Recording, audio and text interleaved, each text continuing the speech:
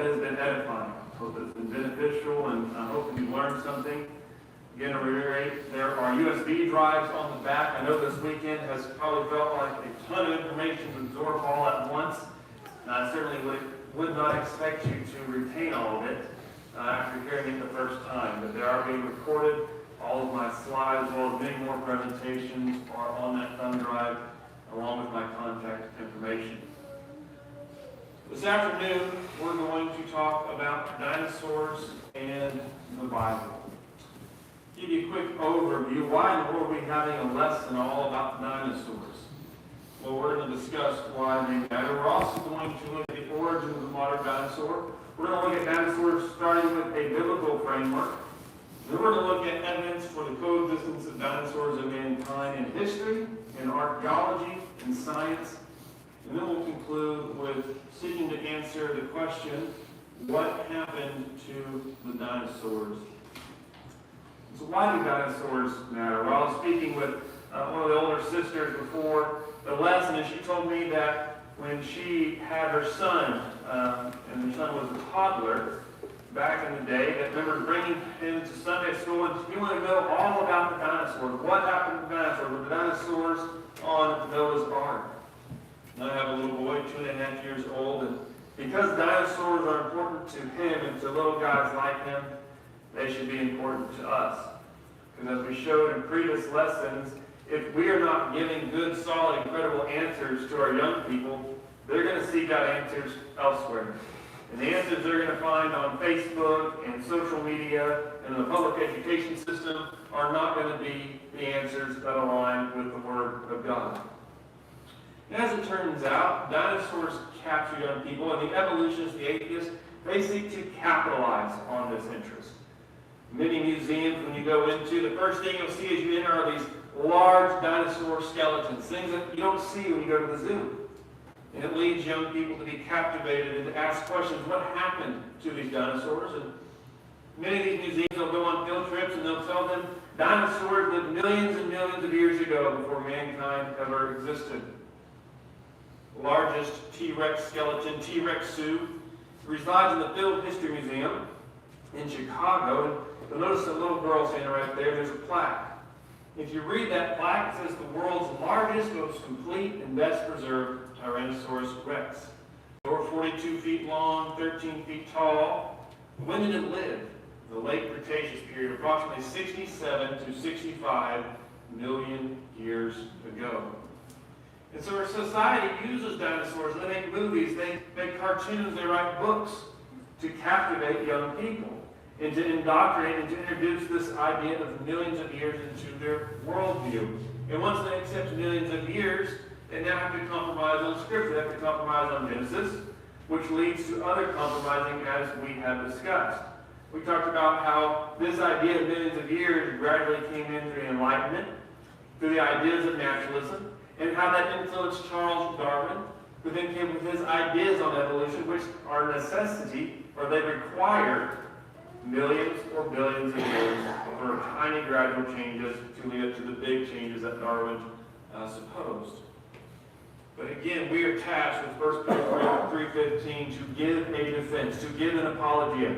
Why do we believe what we believe? So what is the origin of the modern dinosaur? Well, in 1822, there was a medical doctor named Gideon Mantell. And as was the custom at that time, Mr. Mantell would go out to the countryside to visit his patients. And on one such visit, his wife would come in, and while he was attending to the patient, the wife went on a walk. And along her walk, she came across some odd-shaped looking rocks. So she picked up one of those rocks and brought it to her husband.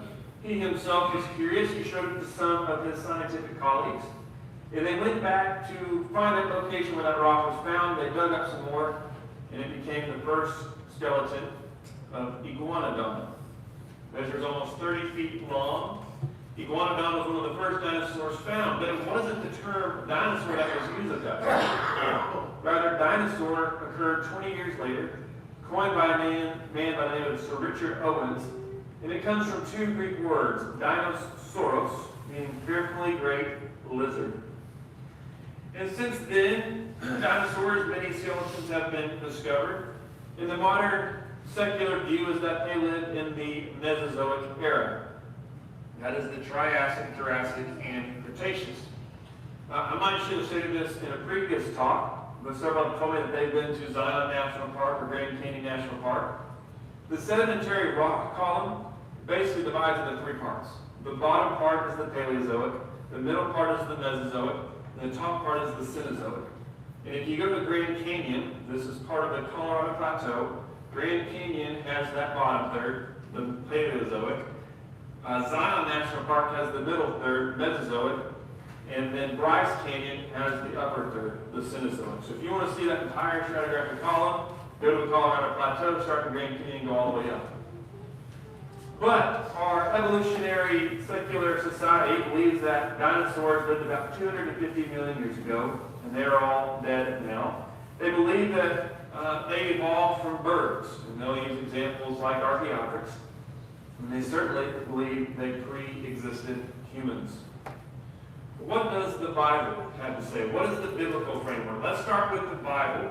Then let's examine the secular data. And if we start with a proper understanding, I believe those secular data will fit exactly what we see in Scripture. And so starting in Genesis chapter 1, beginning in verse 24, we read the following regarding the sixth day of creation.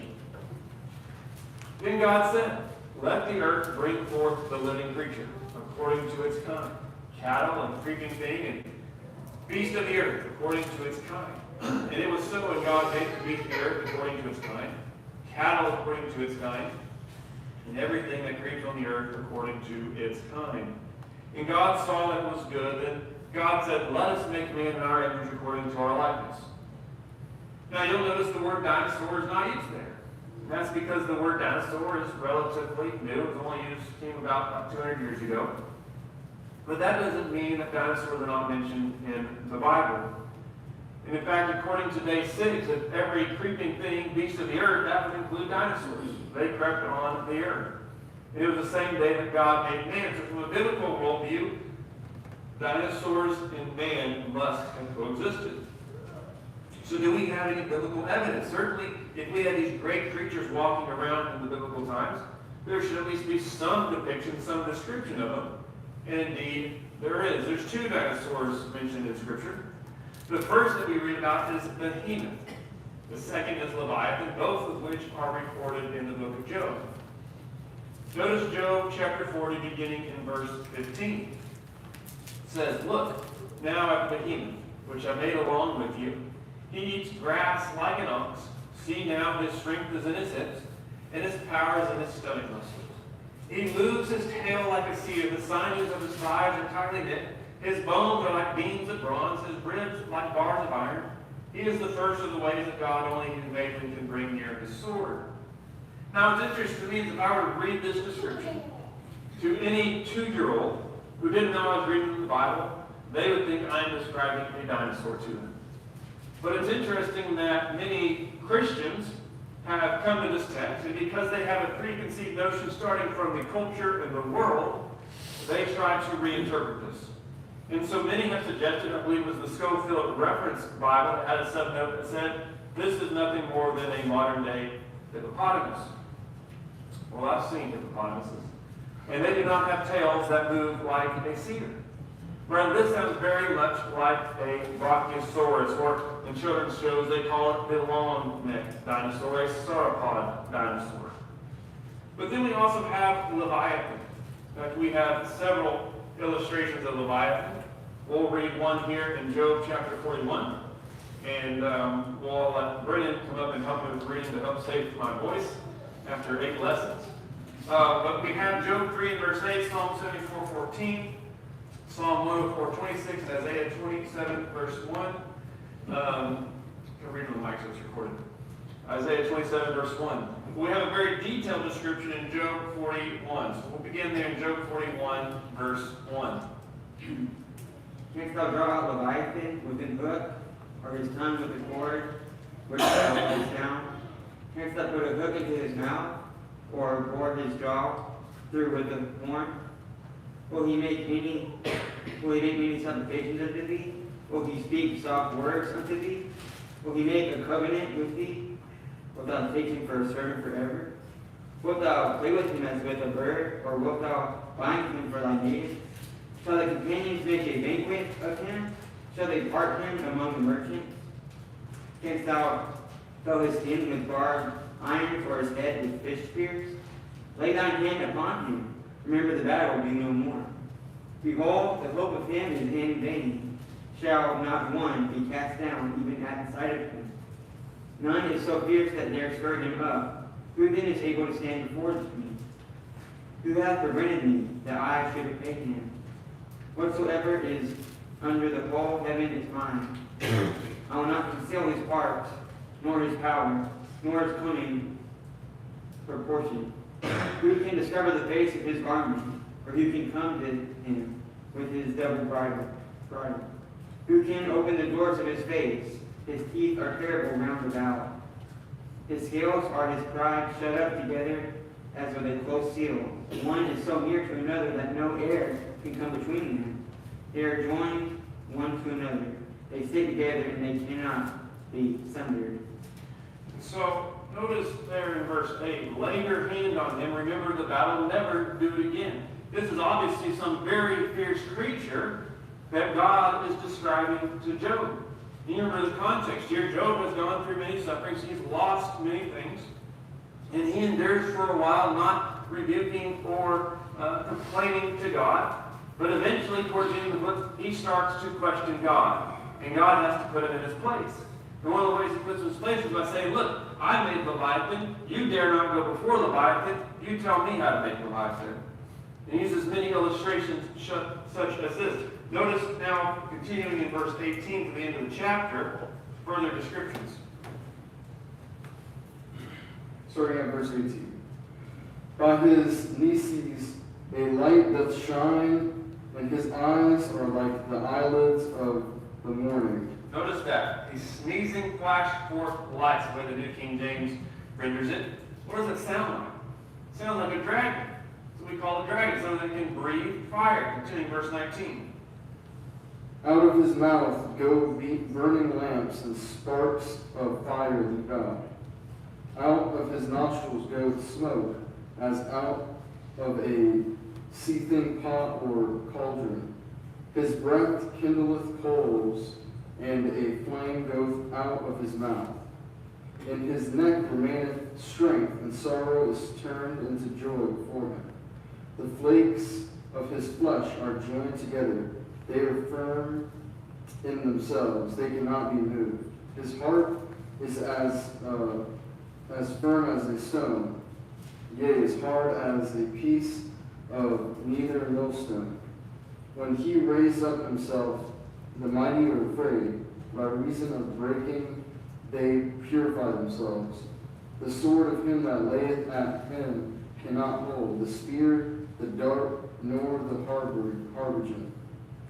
He esteemeth iron as straw, and brass as rotten wood. The arrow cannot make him flee. Slingstones are turned with him into stubble. Darts are counted as stubble.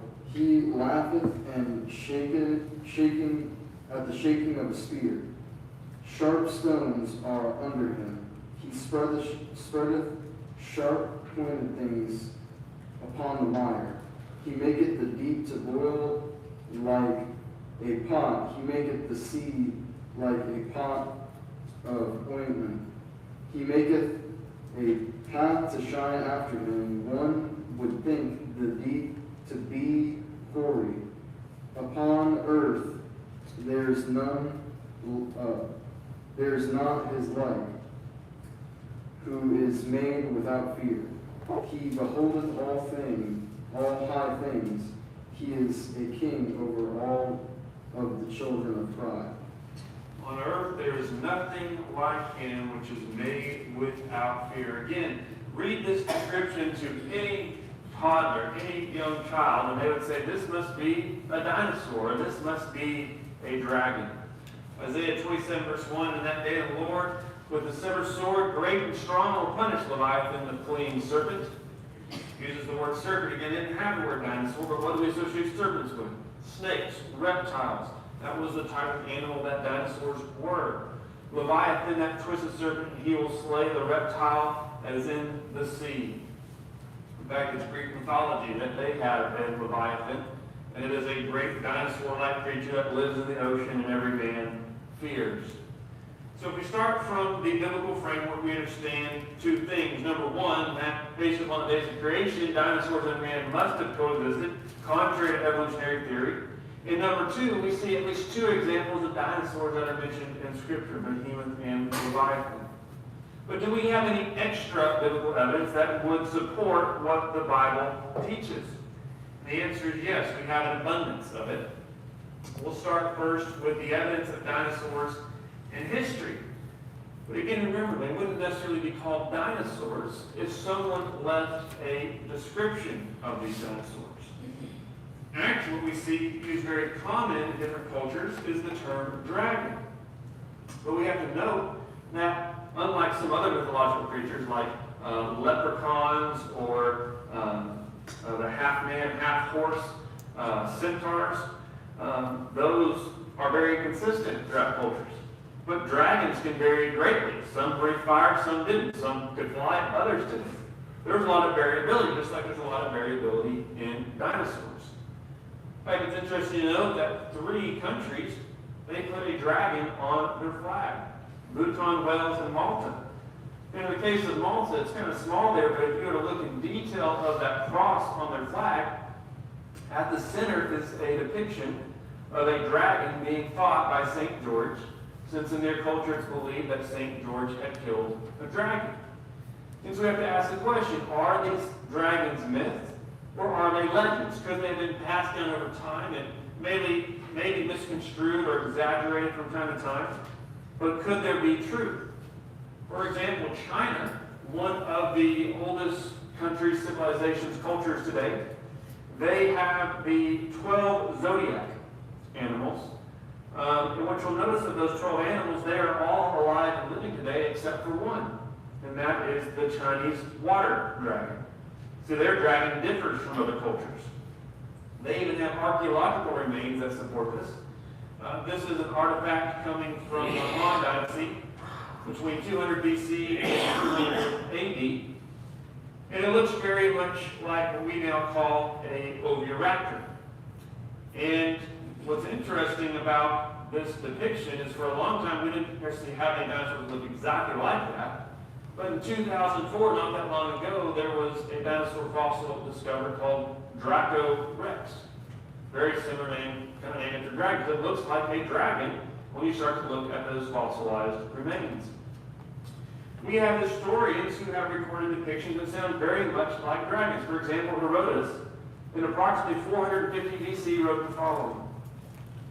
So there is a place in Arabia to which I went on hearing of some winged serpents, and when I arrived there I saw bones and spines of serpents in such quantities as it would be impossible to describe. The form of the serpent is like that of a water snake, but he has wings without feathers, as like as possible to the wings of a bat. So we have some sort of snake that has featherless wings that can fly like a bat. Well, you've probably seen these on a larger scale, pterodactyls, these flying dinosaurs. And you read that to any 2, 3, 4, 5-year-old, they would say, wow, that sounds like the pterodactyls I've seen on TV or read in my children's books. How about Marco Polo, famous traveler from 1200 to 1300s? Here's what he had to say. He said, concerning the further part of the province of Kharzen, in this province are found snakes and great serpents, of such vast sizes as to strike fear into those who see them, and so hideous that the very account of them must excite the wonder of those to hear it. I will tell you how long and big they are. You may be assured that some of them are 10 paces in length, some are more and some less, and in bulk they equal to a great cask. For the bigger ones are about 10 palms in girth. They have 2 forelegs near the head, but for the foot nothing but a claw, like the claw of a hawk or that of a lion. The head is very big, and the eyes are bigger than a great loaf of bread. The mouth is large enough to swallow a man whole and garnished with great teeth. And in short, they are so fierce looking and so hideously ugly that every man and beast must stand in fear, trembling of them. I would say that kind of sounds like a Tyrannosaurus Rex, a T-Rex. Can swallow a man whole, has eyes the size of bread loaf. Notice that they have smaller forearms up close to their heads. We've discovered many dinosaur fossils that meet this description.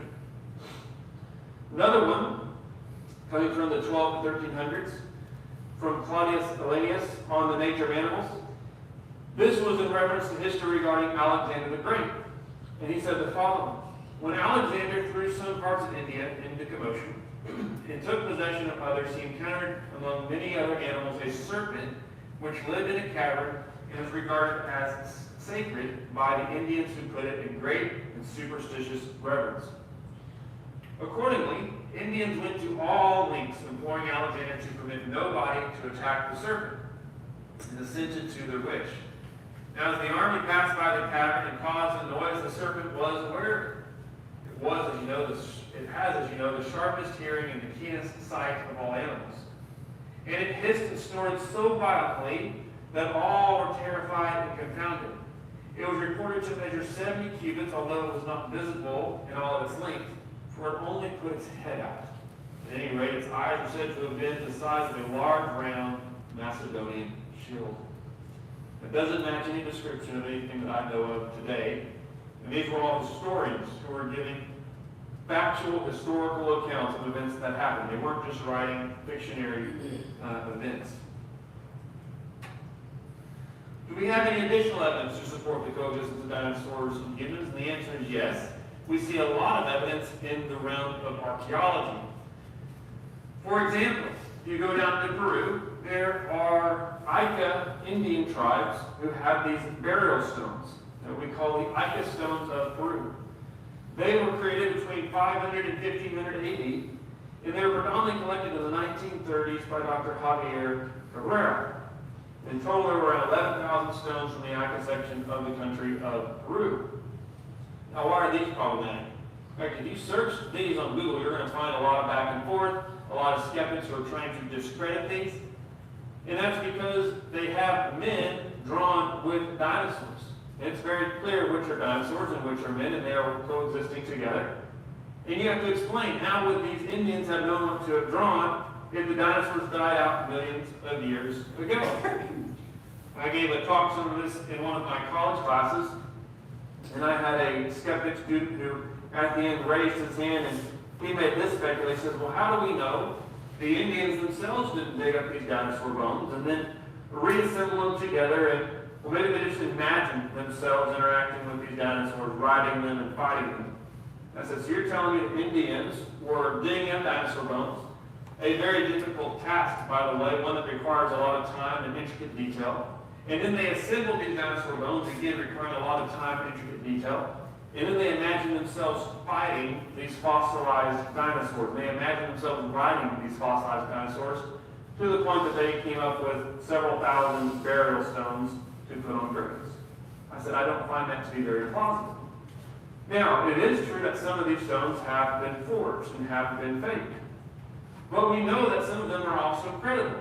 Why? Because some of them depicted dermal fins on sauropod dinosaurs, and that was not discovered until the 1990s. So how would they have known to have drawn sauropod dinosaurs with dermal fins? Another place we can go is the Southeast Asian territory of Angkor, where you have Hindu and Buddhist kings during the 8th through 13th century.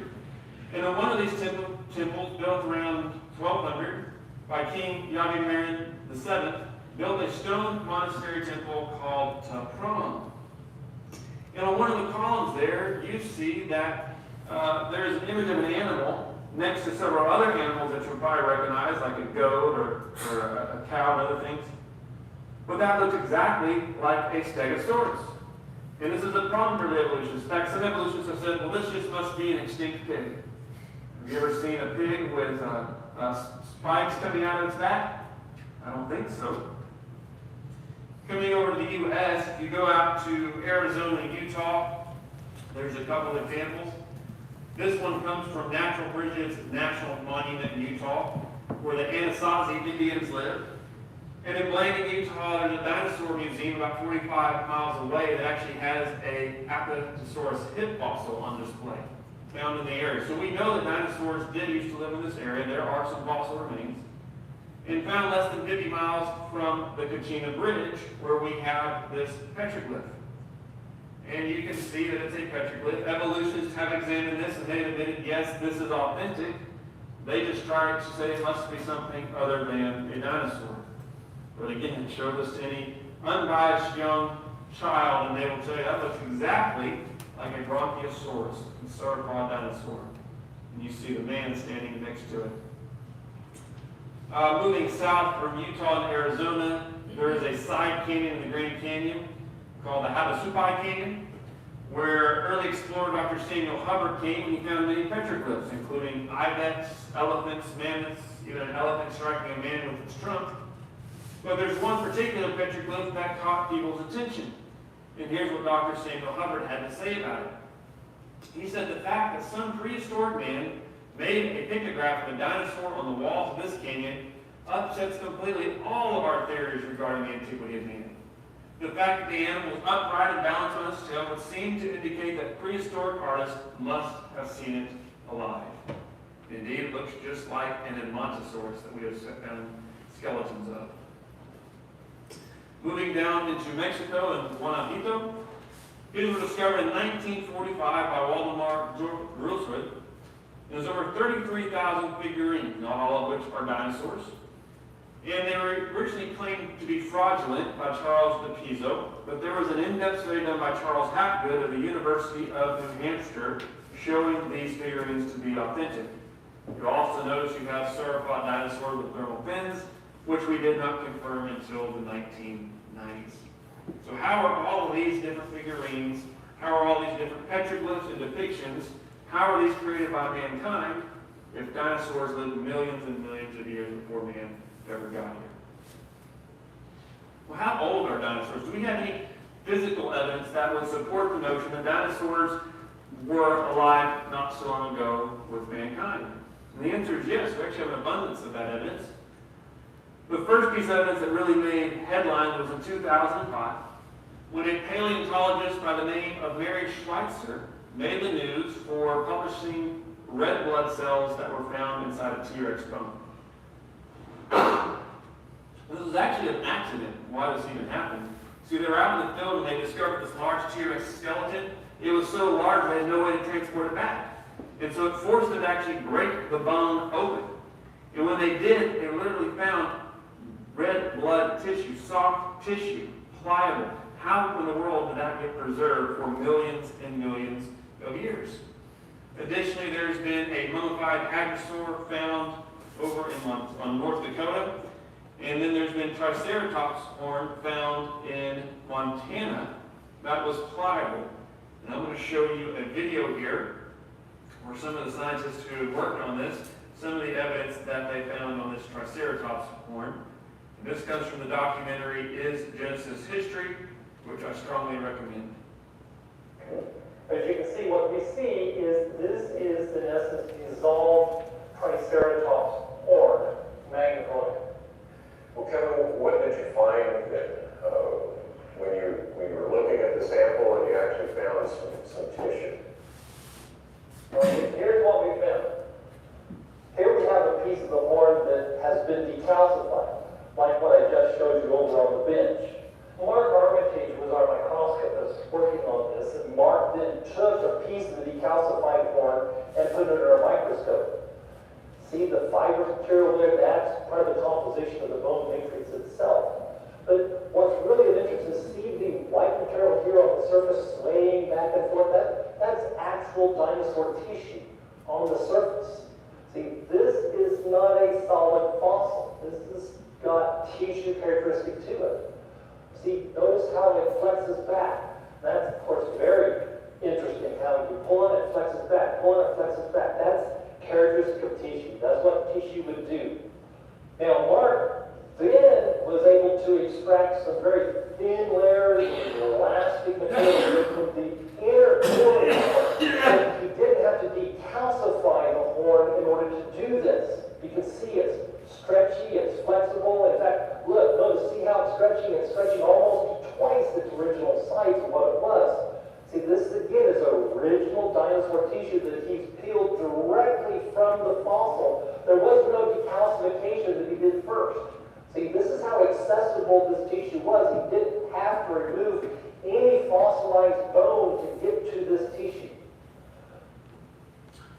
So I've shown that video before and had people respond, well, that just must be chewed gum, because I don't believe dinosaurs ever existed. They're just made up in museums.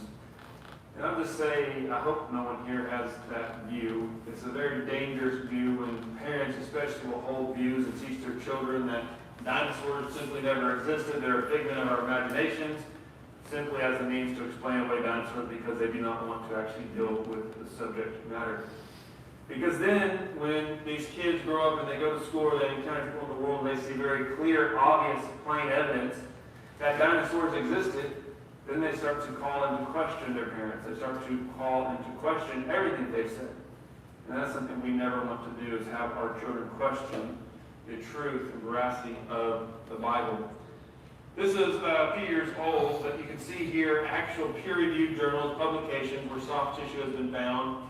Total, there's over 40 publications. This was compiled back in 2018, and so I know there are more that have been added since. But additionally, for a long time, anything like this that was found, these journals rejected. They wouldn't allow it to be published. In fact, there were some scientists that lost their jobs as a result of these types of findings and trying to publish them. So how do we have soft tissue lasting for millions of years? That is simply not possible. But of course, wouldn't it be appropriate to close this lesson without first considering the question, what happened to the dinosaurs? Because obviously, we don't see them around today. And I will tell you, I don't know what happened to the dinosaurs. I don't know exactly what happened there. It has been speculated that perhaps there was an asteroid. Maybe there was a virus or disease that came through, perhaps a disruption in food chain, or they were hunted to extinction. And maybe it's a combination of some or all of those. I don't know. But I do know this, that the Bible gives indications into what may have hindered them from being as prolific as perhaps they were before the flood. And I mentioned yesterday this acronym, as we talked about the geological evidence for the global flood: heat, hot oceans, evaporation, aerosols, and temperature.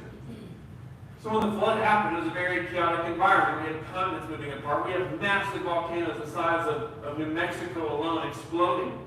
And all these hot oceans would quickly result in much evaporation. And as that water vapor came over the continents, along with the aerosols, dropping the temperature would have resulted in a lot of precipitation in the form of snow. And so it would have sent our continent into an ice age. In fact, I would argue we are still coming out of that ice age. And of course, large animals that are cold-blooded reptiles would not be suited best for a cold earth. So we have any evidence that would suggest that this is what actually took place. Well, let's go back to the book of Job. Recall that the book of Job is the oldest book in the Bible. Not in terms of events, but in terms of when it was actually written. In Job 22, verse 15 through 16, it speaks by Eliphaz. It says, "Will you keep to the old way, which wicked men have trod, who were cut down before their time, whose foundations were swept away by a flood?" And so this is one way we know that dinosaurs existed after the flood, because Behemoth and Leviathan are post-flood, along with all the other evidence we looked at. But also we know that dinosaurs were on the ark. But stop and let's think about where the events of Job's life take place. They take place in the land of Uz, over here in the Middle East. And if you go on Google Maps and you look at this part of the country, part of the world, you'll notice it's very brown. They don't get a lot of rain there. It's very arid, very desert-like. But if we read how Job describes this environment, he uses words like cold, snow, ice, frost. And there are more instances of these phrases and these terms used than in any other book of the Bible. So imagine someone's going to write an account and tell about things that are going on, and you compare someone who lives down at the tip of Florida versus someone who lives up in Alaska. Well, it's going to be very different descriptions. Someone down in Florida is going to talk about how sunny it is and how nice the weather is, and maybe about hurricanes and how windy it can be. But someone up in the Arctic is going to talk about maybe polar bears and how cold it is, and how they have to provide and store up food for the winters. So let me share you just a couple of examples of this. Job 6 and verse 16, which are dark because of the ice into which the snow vanishes. Job 9 verse 30, if I wash myself with snow water and cleanse my hands with soap. Job 24:19. As drought heat consumes the snow waters, so the grave consumes those who have sinned. In Job 37:6, where he says to the snow, fall on the earth, likewise to the gentle rain, and the heavy rain of his strength. So the implication of Job is that it was a much colder climate than perhaps what we see today. And it's likely that after the instant flood, these large reptilian dinosaurs would have struggled to live in a cold environment. They'd at least have their numbers reduced so that if you did have hunting to extermination, or you had a disease that spread to those dinosaurs, it would have made their populations much more susceptible to being dying off and becoming extinct. And so to conclude, we've analyzed why dinosaurs matter. They matter as a gateway to teaching our children evolutionary doctrine that is in contradiction to the Word of God.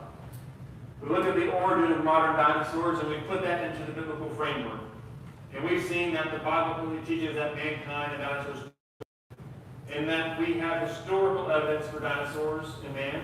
We have archaeological evidence for dinosaurs and man. And even the physical evidence suggests that dinosaurs didn't live so long ago. And I believe the Bible gives us one of the best explanations to understand what may have happened to the dinosaur. We don't want to close this lesson without offering or extending the invitation. If there's any here who need to come forward, who need the prayers of the congregation, I know that there are elders here willing and ready to pray with you and study with you if you need. But it may be also the case this morning that you have not obeyed the gospel. And just like the dinosaurs, one day you too will pass away. And so there's no better time like the present to make your life right with God. If you have any need, actually please come and stand as we sing.